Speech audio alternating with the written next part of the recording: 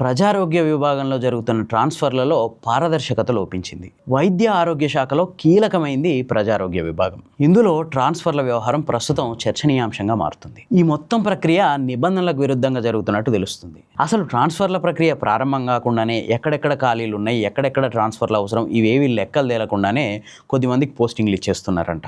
వాస్తవానికి ఒక పర్సన్ ఒక చోటు నుంచి ఇంకో చోటుకి బదిలీ కావాలంటే కనీసం 3 ఏళ్ల పాటు అక్కడ పనిచేసి ఉండాలి. కానీ వికారాబాద్ జిల్లాలో మెడికల్ ఆఫీసర్గా చేరిన ఒక వ్యక్తి కనీసం 7 ఏడాది కూడా కాకుండానే తిరిగి రంగారెడ్డి జిల్లాకి ట్రాన్స్ఫర్ చేయించుకున్నాడు. వాస్తవానికి ఎక్కడెక్కడ ఎన్ని ఖాళీలు ఉన్నాయి ఈ విషయాలన్నీ వెబ్సైట్లో పెట్టి సీనియారిటీ ప్రాతిపదికన ఆ ఖాళీల్ని నింపుకుంటూ వస్తుండాలి. కానీ గవర్నమెంట్లో ఉన్న పెద్దలు సీనియారిటీ, ఖాళీలు, ఎన్నేళ్ళు పనిచేస్తున్నారు ఈ లెక్కలు ఏమీ తీసుకోకుండా పైరవీలకే పెద్ద పెట్టేస్తున్నట్టు తెలుస్తుంది. హైదరాబాద్ డిఎంహెచ్ఓ పోస్టులో 9 ఏళ్ల నుంచి ఒకే వ్యక్తి కొనసాగుతున్నారు.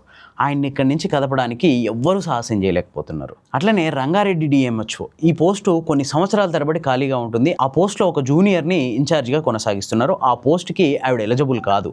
అయినా కూడా ఆ పోస్ట్ని ఫిలప్ చేయకుండా అట్లనే బ్లాక్లో పెడుతున్నారు. ప్రధానంగా హైదరాబాద్, రంగారెడ్డి ఈ 2 జిల్లాల పోస్టులని అసలు ట్రాన్స్ఫర్లలో చూపించట్లేదు, బ్లాక్లో పెడుతున్నారు. దీనికి రీజన్ ఏంటంటే ఇక్కడున్న వాళ్ళని కదపకుండా చూడడమే దీని ముఖ్య ఉద్దేశం లెక్క కనిపిస్తుంది. ఇంకా కొంతమంది అయితే ఒక చోట డిప్యూటేషన్ మీద పనిచేస్తూ ఇంకో చోట జీతం తీసుకుంటున్న పరిస్థితులు కనిపిస్తున్నాయి. మొత్తంగా ఈ ప్రజారోగ్య విభాగంలో బదిలీలు అనేవి విమర్శలకు తావిస్తున్నాయి.